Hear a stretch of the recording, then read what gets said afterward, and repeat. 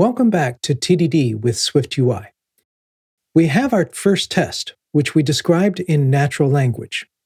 We've installed ViewInspector. Now, as you can see, I'm on Xcode 26 on Tahoe. There's an important update to ViewInspector to keep up with Xcode changes. So let's update the package. Make sure it builds. And commit this.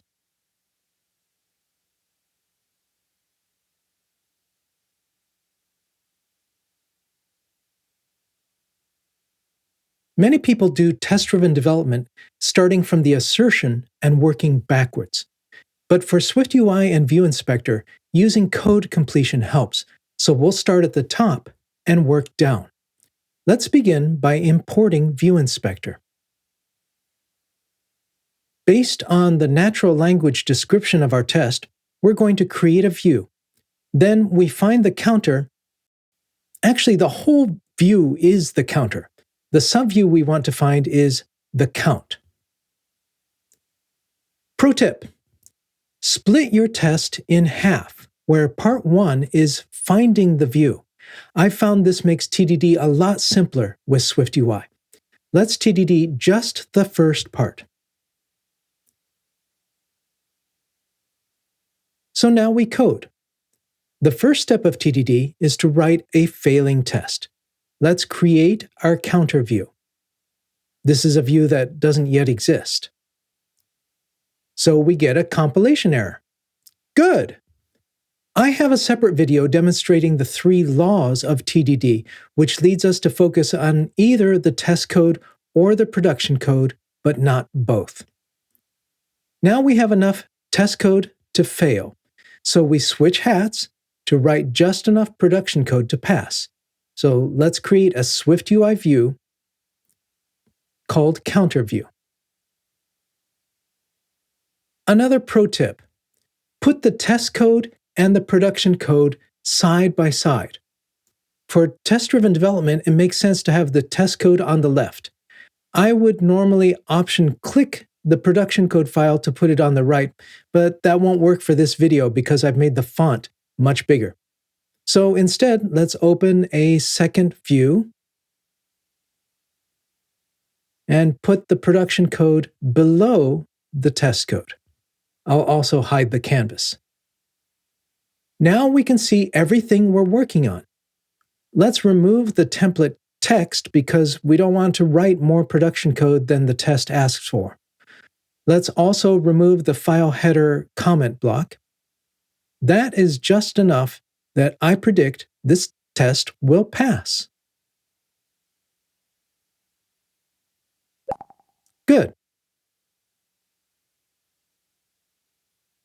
Next, inside the counter view, we want to find the count. How do we do that? I use a custom code snippet called findView, which is available to everyone who becomes a subscriber at qualitycoding.org. It creates an extension on inspectable view that is private to this test file. Remember, ViewInspector works by creating an inspectable view that mirrors the actual view. Let's name this helper count. The inspectable view subtype we want is text. The helper asks the inspectable view to find a view with a given accessibility identifier, which can also be count. The find method returns the view but doesn't know its type, so we use an accessor to cast it to a text view.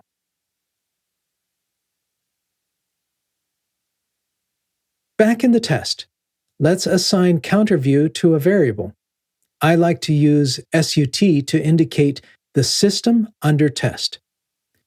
Then we want to get its inspectable view. ViewInspector relies heavily on methods that can throw errors, so everything starts with try. Try SUT inspect gives us the inspectable view. Now we can use our helper to access the count. I predict this test will fail, saying it can't find the count.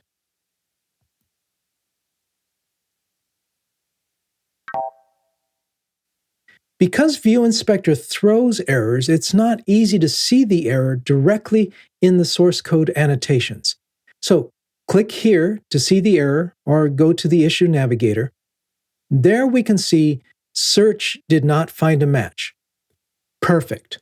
The test is now failing the way we want it to. High five! We've successfully done the first step of TDD, writing a failing test for the first half of our test. Come back next time to see how we make it pass and where we go from there.